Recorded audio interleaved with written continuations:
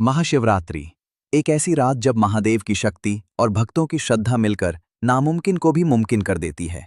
क्या आप जानते हैं कि विज्ञान जहां हार मान लेता है वहां से महाकाल का चमत्कार शुरू होता है। आज मैं आपको सुनाने वाला हूं 17 साल की राधा की वो सच्ची कहानी जो मौत के मुंह में समा चुकी थी। डॉक्टरों ने जवाब दे दिया था, वेंटिलेटर की सांसें थमने वाली थीं, लेकिन तभी महाशिवरात्रि की उस पवित्र रात में एक मुट्ठी भभूति ने वो कर दिखाया जिसे देखकर पूरी दुनिया दंग रह गई। आखिर कैसे शमशान की राख ने एक मासूम को नया जीवन दिया। दिल थाम कर देखिए महादेव के इस अद्भुत और अलौकिक चमत्कार को। अगर आप भी भोलेनाथ के सच्चे भक्त हैं और उनकी महिमा पर अटूट विश्वास रखते हैं तो कमेंट में हर हर महादेव जरूर लिखें और इस वीडियो को लाइक करने।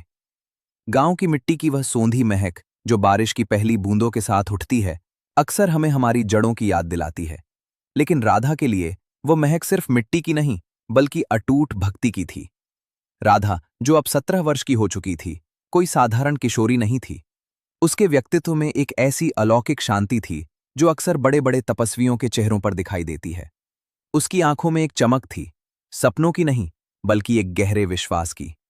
राधा का महादेव से नाता तब जुड़ा था जब वो मात्र 11 वर्ष की एक चंचल बच्ची थी।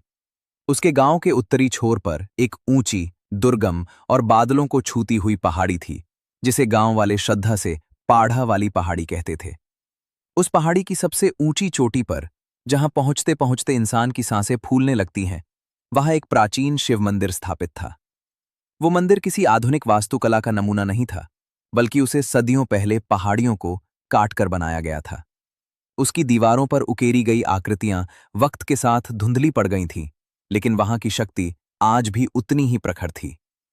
राधा की मामी, जिन्होंने उसे मां की ममता से पाला था, हर साल महाशिवरात्रि पर वहां का कठिन निर्जला व्रत रखती थीं। पिछले 6 सालों से राधा ने कभी अपनी मामी का साथ नहीं छोड़ा। वो छोटी सी बच्ची अपनी मामी की उंगली थामकर उन ऊबड़ खाबड़ और नुकीले पत्थरों वाली सीढ़ियों को बड़ी सहजता से चढ़ जाती थी। उसके एक हाथ में पीले कनेर के फूलों की टोकरी होती और फिजाओं में महाशिवरात्रि की आहट सुनाई देने लगी थी। गांव के लोग मंदिर की सफाई और सजावट में जुट गए थे, लेकिन राधा के सिर पर सिर्फ सिलेबस पूरा करने का भूत सवार था। उसके कमरे की खिड़की से पहाड़ी वाला मंदिर साफ दिखता था, पर अब उसकी नजरें सिर्फ अपनी किताबों पर टिकी रहती थीं। एक शाम मामी उसके कमरे में आईं। उनके हाथ में पूजा की थाली थी। उन्होंने बड़े प्यार से राधा के सिर पर हाथ फेरा और कहा, बिटिया, बहुत पढ़ लिया, थोड़ा समय निकालकर उस पहाड़ी वाले मंदिर हुआ।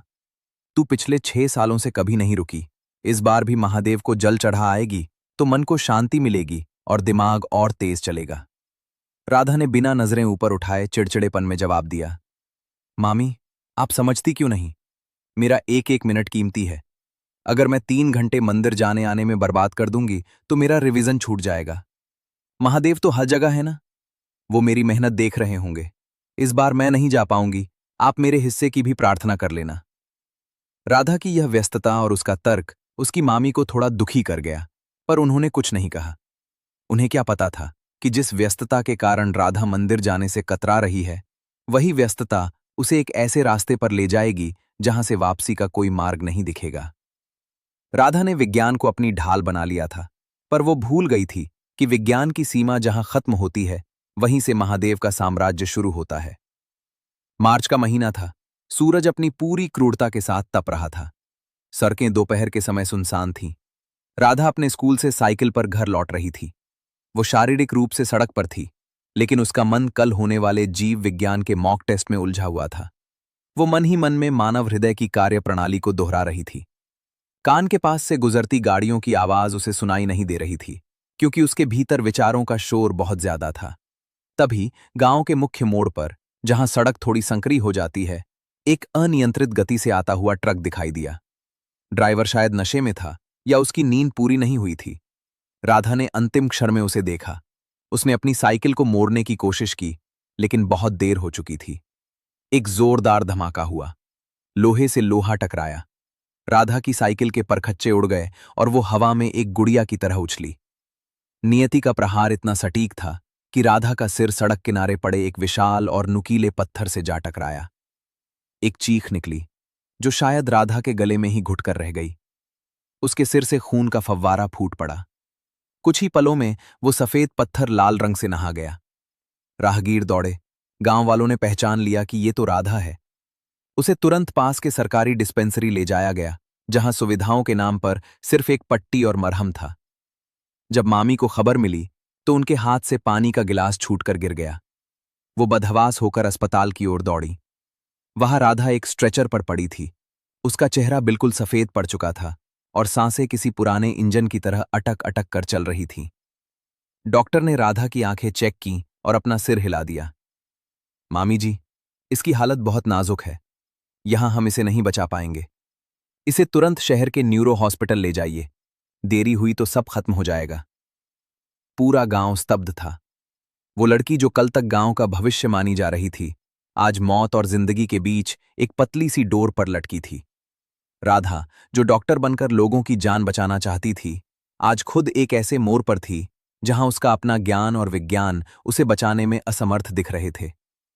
शहर का वो बड़ा अस्पताल, जहां ऊंची इमारतें और कांच के केबिन थे, लेकिन वहां की हवा में एक अजीब सी ठंडक और उदासी थी।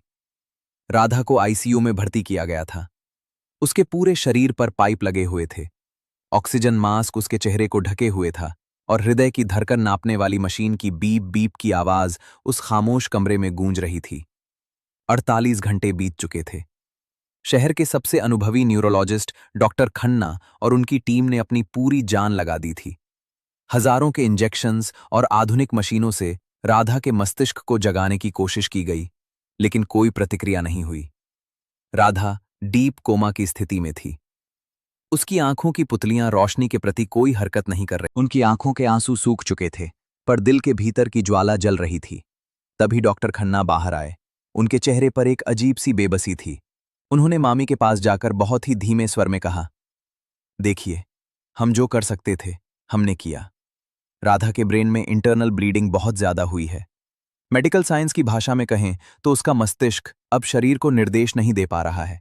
अगर अगले 24 घंटों में कोई हलचल नहीं हुई तो हमें वेंटिलेटर हटाना पड़ सकता है।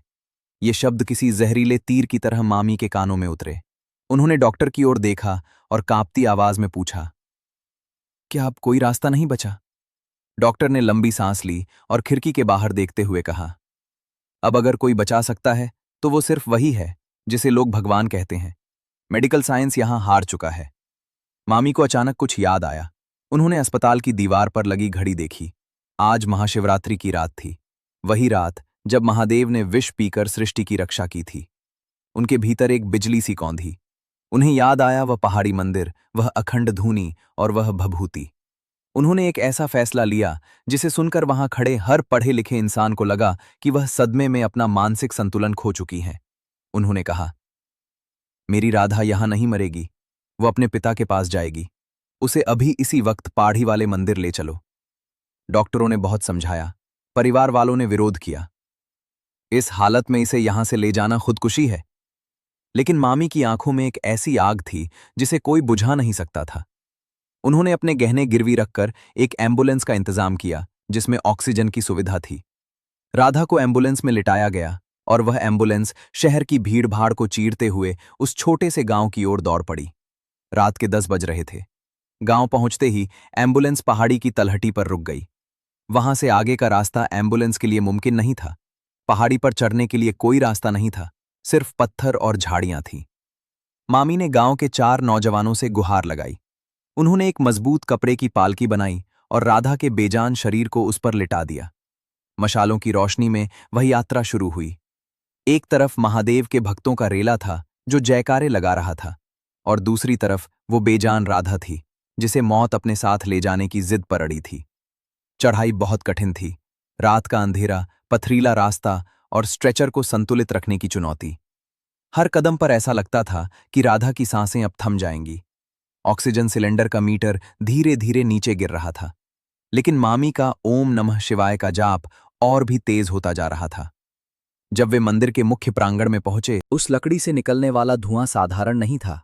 उसकी खुशबू में जड़ी बूटियों और मंत्रों की शक्ति घुली थी।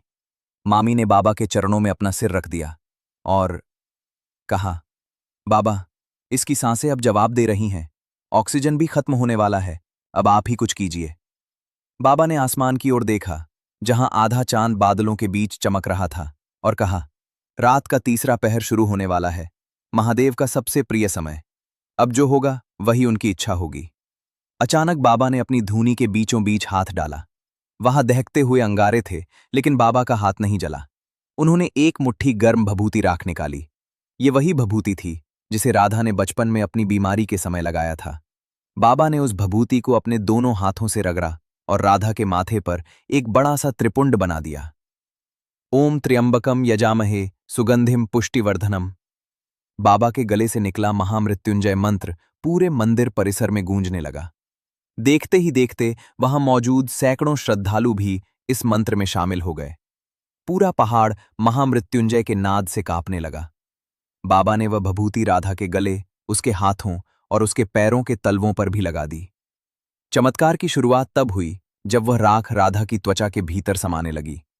जहां आधुनिक चिकित्सा के इंजेक्शंस नाकाम रहे थे, वहां उस पवित्र राख की गर्मी ने राधा की जम चुकी नसों में रक्त का संचार शुरू कर दिया। उसका शरीर, जो अब तक बर्फ की तरह ठंडा था, धीरे धीरे गर्म होने लगा। बाबा ने अपनी कमंडल से अभिमंत्रित जल लिया और राधा के चेहरे पर छींटे मारे। उन्होंने कहा, उठ बेटी, तेरे महादेव तुझे बुला रहे हैं, अपनी आंखें खोल। ठीक उसी क्षण जब मंदिर की सबसे बड़ी और भारी घंटी टंकार के साथ बजी, राधा के शरीर में एक तेज बिजली सी कौंधी। उसका हाथ हल्का सा हिला। मामी ने देखा कि राधा की बंद पलकों के नीचे उसकी पुतलियां तेजी से घूम रही हैं। ऑक्सीजन मास्क के भीतर उसकी सांसें तेज हो गई थीं। और फिर वह हुआ जिसकी उम्मीद दुनिया छोड़ चुकी थी। राधा ने अपनी आंखें खोल दी। उसकी आंखों में पहले थोड़ा भ्रम था, फिर दर्द और अंत में एक अद्भुत चमक। उसने अपने सामने लगे मशीनी उपकरणों को नहीं, बल्कि सामने साक्षात खड़े शिवलिंग और जलते हुए अखंड दीपों को देखा। उसने एक लंबी और गहरी सांस ली, जैसे कोई युगों बाद नींद से जागा हो। मामी। उसके सूखे होठों से यह शब्द निकला। ये आवाज सुनते ही मामी के सब्र का बांध टूट गया। वो लिपट गई अपनी बिटिया से। वहां मौजूद हर शख्स की आंखों में आंसू थे। पुजारी जी ने शंख बजाया और पूरे मंदिर में हर हर महादेव के जयकारे लगने लगे। डॉक्टर ने जिसे ब्रेन डेड होने के कगार पर बताया था, वो लड़की अब बिना किसी सहारे के धीरे धीरे उठने की कोशिश कर रही थी। उस पल विज्ञान छोटा पड़ गया था और विश्वास हिमालय की तरह ऊंचा खड़ा हो गया। अगले कुछ घंटों में राधा की स्थिति में जो सुधार हुआ, वह किसी शोध का विषय हो सकता था। जिस घाव से खून नहीं रुक रहा था, वो अब सूखने लगा था। राधा को मंदिर के एक शांत कोने में बिठाया गया। उसने अपनी मामी का हाथ पकड़ा और कहा, मामी, मुझे याद है जब मैं सो रही थी, मुझे अंधेरे में बहुत डर लग रहा था। ऐसा लग रहा था कि मैं किसी गहरी खाई में गिर रही हूं। लेकिन तभी मुझे मंदिर की इन घंटियों की आवाज सुनाई दी। मुझे उस भभूति की महक आई जो आप हमेशा लगाती थीं। मुझे लगा जैसे कोई मेरा हाथ पकड़कर ऊपर खींच रहा है। राधा को अपनी गलती का एहसास हो चुका था। उसे समझ आया कि उसकी व्यस्तता दरअसल उसका अहंकार था। उसे लगा था कि वो अपनी मेहनत से अपनी किस्मत लिख लेगी, पर वो भूल गई थी कि लेखनी तो उस परमेश्वर के हाथ में है। 12वीं की परीक्षा, डॉक्टर बनने का सपना, शहर की चकाचौंध, ये सब उस शांति के सामने बौने थे जो उसे इस पहाड़ी मंदिर में मिल रही थी। उसने उसी रात मंदिर की सीढ़ियों पर बैठकर महादेव से क्षमा मांगी। उसने वादा किया कि वो अब कभी अपनी जड़ों को नहीं भूलेगी। कुछ महीनों बाद राधा ने न केवल स्वास्थ्य लाभ किया, बल्कि अपनी बोर्ड परीक्षा भी दी। वो अपनी पूरी कक्षा में प्रथम आई। लेकिन इस बार उसके चेहरे पर अहंकार की जगह एक विनम्र मुस्कान थी। वो डॉक्टर बनने के लिए शहर गई, लेकिन हर महाशिवरात्रि पर वो अपनी मामी के साथ उसी पाढ़ी वाले मंदिर में नंगे पैर जरूर आती। अब वो सिर्फ एक एमबीबीएस छात्रा नहीं थी, वो एक ऐसी साधिका थी जो जानती थी कि इलाज डॉक्टर करता है, लेकिन चंगा महादेव करते हैं। उसने अपने गांव में एक छोटा सा क्लिनिक भी खोला, जहां वो गरीबों का मुफ्त इलाज करती और दवा के साथ साथ उन्हें भरोसे की ताकत भी देती। गांव के उस पहाड़ी मंदिर की कहानी अब दूर दूर तक प्रसिद्ध हो गई है। लोग आज भी उस पत्थर को दिखाते हैं जहां राधा का सिर टकराया था, और फिर उस मंदिर की ओर इशारा करते हैं जहां उसे नया जीवन मिला। राधा की ये कहानी हमें सिखाती है कि चाहे हम कितने भी व्यस्त क्यों ना हो जाएं, उस शक्ति का हाथ कभी नहीं छोड़ना चाहिए जिसने हमें थाम रखा है। क्योंकि जब दुनिया के सारे दरवाजे बंद हो जाते हैं, तब भी महादेव की चौखट पर न्याय और चमत्कार की उम्मीद बाकी रहती है।